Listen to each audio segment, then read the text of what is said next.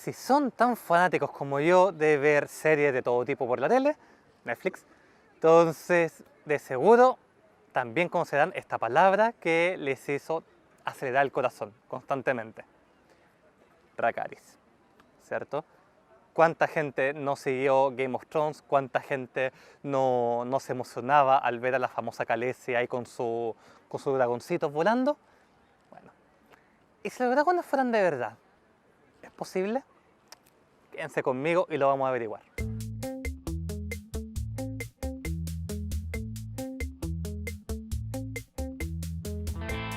Muy buenas a todos y bienvenidos una vez más a este espacio entre ciencia ficción.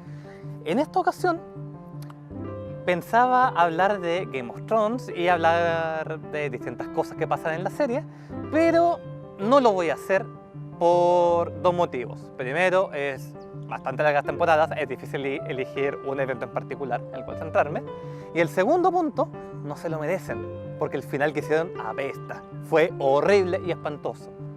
Dicho eso, creo que hay un tema que es transversal, no solo a lo que es Game of Thrones, sino que también lo podemos ver en muchas otras películas. Cómo entrenar a tu dragón, está Eragon, está El Hobbit y hay una serie de literatura asociada a los famosos dragones. Y sobre eso quisiera hablar en este video. ¿Pueden existir los dragones? No es que hayan existido, pero como los hemos imaginado, ¿tiene algún sentido? Bueno, de eso se trata. Entonces, ¿por qué hay que empezar? Por definir qué es un dragón, qué vamos a entender por un dragón. La palabra viene del griego antiguo, que es drakon, que significa serpiente.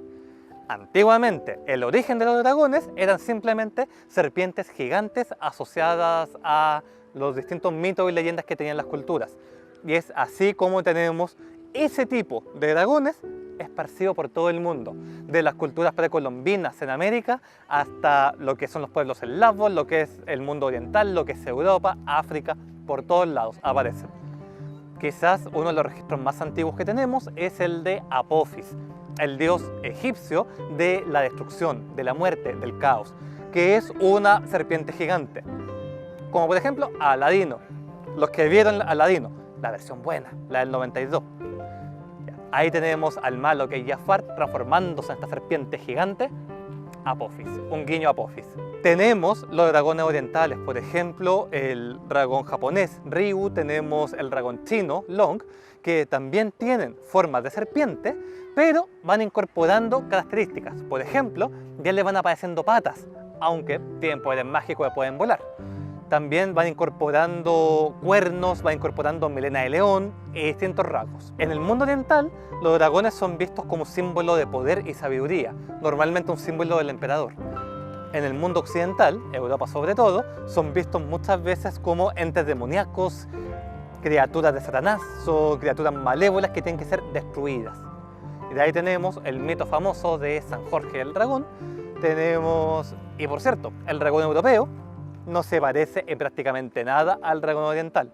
Aquí hablamos de criaturas que pueden tener 2 o 4 patas, pueden tener múltiples cabezas o solamente una, pueden tener alas muy desarrolladas, distintas alternativas. Estoy seguro que para los más nerds me van a hacer el comentario de que los wyvernos no son dragones. Sí lo son un tipo de dragón, porque los dragones pueden ser de distintas formas. Un ejemplo muy típico de literatura, la hidra, es una especie de serpiente de múltiples cabezas, es decir, un dragón de múltiples cabezas, ¿de acuerdo? Entonces, después de toda esta enorme variedad de dragones, ¿qué se puede decir de ellos que sea biológicamente cierto? Averigüemos.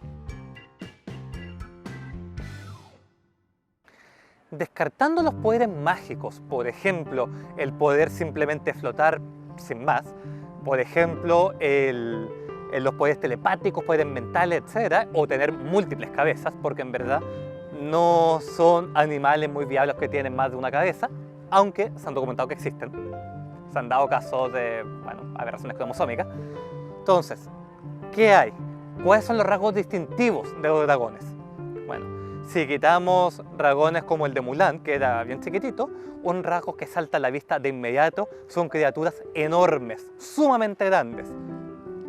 ¿Podemos tener criaturas gigantes? Podemos tener. Tenemos el caso, por ejemplo, de dinosaurios antiguos, los gigantosaurios, argentinosaurios, que pesaban más de 40-50 toneladas, que andaban por la faz de la Tierra, criaturas gigantes. ¿Son posibles? Sí. Pero hay un detalle. Los dragones muchas veces son visualizados como criaturas que pueden volar, que tienen alas. Alas que tienen que ser muy poderosas para poder llevar a un cuerpo gigante. ¿Qué tan factible es esto? Dragones con alas y que puedan volar. Bueno, primeramente hay que indicar que la criatura más grande que haya existido con capacidad de vuelo fue un pterodáctilo, un pterodonte. No son dinosaurios, pero sí son reptiles voladores.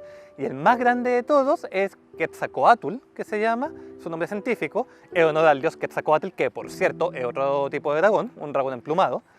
Y en este caso tenemos a una criatura que existió, que podía volar, que llegó a medir 11 metros con sus alas extendidas y medir más de 8 metros de largo, pesando en algunas estimaciones 250 kilos o más. Entonces, uno podría suponer que ese sería, por temas netamente físicos, el tamaño máximo que un dragón volador podría alcanzar. Detalles importantes: ser muy grande no ayuda mucho al vuelo. Por lo tanto, un dragón muy grande, suponiendo que pueda volar, probablemente sería un volador relativamente torpe. Recordemos además que un dragón, si algo que no tiene, es una figura aerodinámica como las aves. Por lo tanto, su vuelo de existir debería ser más o menos torpe. ¿Ya? Ahora, alas. Hay una complejidad aquí con las alas. ¿Por qué? Porque tenemos algunos dragones alados que tienen 4 patas y otros que tienen 2. ¿Qué es lo que pasa acá? Los científicos, para poder trabajar con las estructuras de los organismos, utilizan el concepto de estructura homóloga. Una estructura homóloga es aquella que tiene un mismo origen, ya sea filogenético, es decir, un origen evolutivo, o también pueden tener un mismo origen embriológico, que en este caso se habla de ontogenia, el desarrollo del organismo a lo largo de su vida. Hay estructuras, por ejemplo, el brazo de un humano, por ejemplo, la ala de un ave, o por ejemplo, el ala de un murciélago, que son todas ellas homólogas porque comparten un origen común, tanto filogenética como embriológicamente. Uno puede ver los mismos huesitos en esas distintas estructuras. ¿Qué significa eso? Que el ala para un vertebrado como nosotros, como las aves, como los murciélagos, viene de lo que son las partes delanteras, los brazos delanteros. Por lo tanto, los dragones del tipo 4 patas y alas son evolutiva y biológicamente imposibles. No tenemos forma de tener ese tipo de dragones. Pero esto nos mantiene todavía con vida a los wyvernos. Criaturas que tienen 2 alas, siempre se han visto que son más gráciles, son más delgaditos, con lo cual les facilita el vuelo, y tienen 2 patas. ¿Qué otra cosa relevante podríamos decir desde el punto de vista biológico? La reproducción.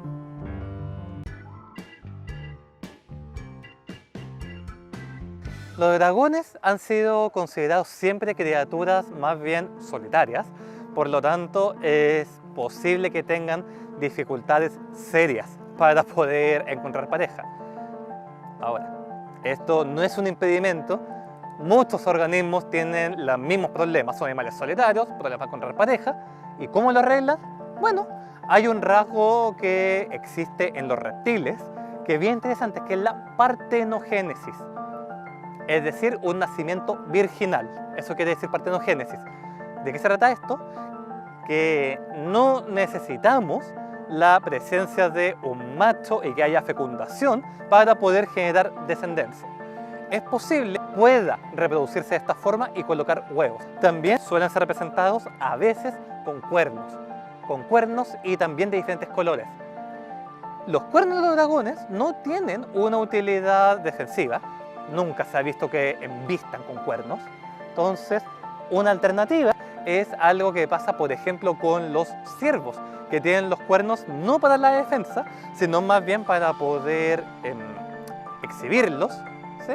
De repente hacen peleas con otros ciervos, pero básicamente se trata de un rasgo sexual que nos permitiría quizás diferenciar machos de hembras y quizás sea un rasgo que contribuya a que las hembras encuentren más atractivos a los machos, ¿sí? La lógica viene a ser así: hey nena, tengo un par de cuernos que son muy inútiles, es un gastador de recursos y sin embargo los tengo y sobrevivo porque soy genial. Esa lógica que ocurre, por ejemplo, con los pavos reales, podría estar ocurriendo aquí con los dragones. Entonces, ¿es posible que se reproduzcan entre ellos? Sí, pero yo apostaría un poquito más por la partenogénesis como mecanismo principal.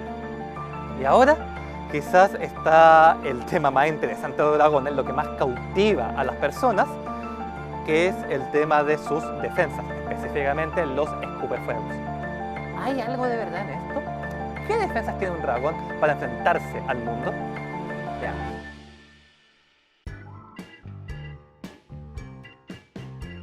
Si bien es cierto, no vemos animales todos los días escupiendo fuego, no significa que no haya animales escupidores. Y esto es interesante. Tenemos, por ejemplo, animales que escupen veneno. El caso emblemático, serpientes. Tenemos serpientes escupidoras, ¿ya? Además de eso tenemos pez arquero, que toma un chorrito de agua y con precisión milimétrica es capaz de apuntar y disparar y apuntarle a insectos que están en la superficie de las plantas. Tenemos algunos reptiles que son capaces de disparar chorros de sangre por los ojos. Entonces, si tenemos un animal que es capaz de disparar sangre por los ojos, ¿es muy raro tener un animal que escupa fuego? Bueno, primer punto. Los dragones no necesariamente escupen fuego. Tenemos el caso, por ejemplo, de la Hera, que fue derrotada por Heracles, recordemos estos mitos griegos, que ella no escupía fuego. Ella lo que sí escupía eran vapores venenosos, que, por cierto, tiene mucho más sentido si es que consideramos que el origen de los dragones son las serpientes. Una serpiente lo que escupe, o lo que tiene muchas veces, es veneno. Entonces de ahí vienen los cambios. ¿Qué pasa con el fuego? ¿Qué necesitamos para hacer fuego? Necesitamos primeramente un combustible, necesitamos un carburante y necesitamos calor, una energía de activación. Con eso podemos tener fuego. ¿Qué opciones nos ofrece la naturaleza? Muchas, y esto es lo más increíble de todo, muchas opciones. Primeramente, el carburante, oxígeno, por montones. Mientras haya oxígeno en el planeta, vamos a tener carburante. ¿Qué cosas necesitamos ahora? Algo inflamable. ¿Producimos los organismos cosas inflamables? Sí, de hecho lo hacemos. De hecho, por ejemplo, todo lo que implique desechos gaseosos en los seres humanos es metano, ¿ya? Entonces, si consiguiéramos de alguna forma acumular el metano en el cuerpo del dragón, tendríamos una fuente de combustible. Lo cual es bien interesante, porque una estrategia que tienen las aves es sacos. Tienen sacos aéreos llenos de gases que las hacen más ligeras. Un dragón, sobre todo uno grande, si pretende volar, debería probablemente tener muchos sacos aéreos que en lugar de aire acumule metano. No es tan raro. No es tan raro como suena. ¿Cómo podemos acumular metano además? Fácil. Primeramente, a través de la descomposición de la comida. Y segundo punto, podemos tener bacterias que actúan de forma simbionte, es decir, que nos ayudan a generar este gas. ¿Y qué nos estaría faltando? Simplemente ahora una fuente de calor. ¿Podemos hacer calor los organismos? Podemos hacer calor. De hecho, podemos empezar con una simple chispa que nos prenda el gas metano. ¿Podemos hacer chispas? Bueno, consideremos que la anguila eléctrica es un organismo que es capaz de hacer descargas eléctricas, literalmente. Con lo cual, fuentes para generar chispas y fuentes para generar calor no le falta a los organismos. Entonces, si tenemos distintas formas de crear fuego, ¿por qué no ha podido crear la naturaleza un organismo que realmente reúna todo junto y escupa fuego? Bueno, de hecho, la naturaleza es sorprendente y tenemos un caso, al menos uno, de un organismo que hace algo muy cercano a tirar fuego, ¿ya? Y este organismo es el escarabajo bombardero. Y lo que hace es acumular en su cuerpo dos sustancias, hidroquinona y peróxido de hidrógeno. Una vez que el escarabajo se encuentra amenazado en una situación de peligro, lo que hace es verter estas sustancias en una cavidad que segrega a su vez unas enzimas. Las enzimas son pequeñas sustancias que se encargan de provocar aceleración de la reacción. ¿Ya? Entonces provoca que la hidroquinona y el peróxido de hidrógeno reaccionen entre sí y eso eleva la temperatura de ese líquido a casi la temperatura de ebullición. Aumenta muchísimo la presión y el escarabajo es capaz de generar entonces un chorrito que es expulsado a grandes temperaturas y es capaz de lanzarlo con bastante precisión hasta una distancia 4 veces su propio cuerpo, que es el equivalente, si es que nuestro dragón medía 8 metros de largo, que sea capaz de hacerlo a una distancia de 32 metros.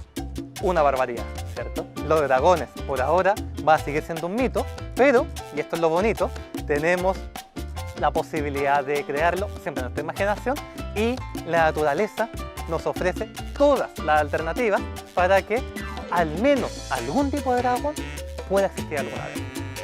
Entonces, si les ha gustado este video, like, suscríbanse, comenten y si les gustaría ver más videos hablando de la posibilidad de tener criaturas mitológicas en la vida real, ahí me lo comentan.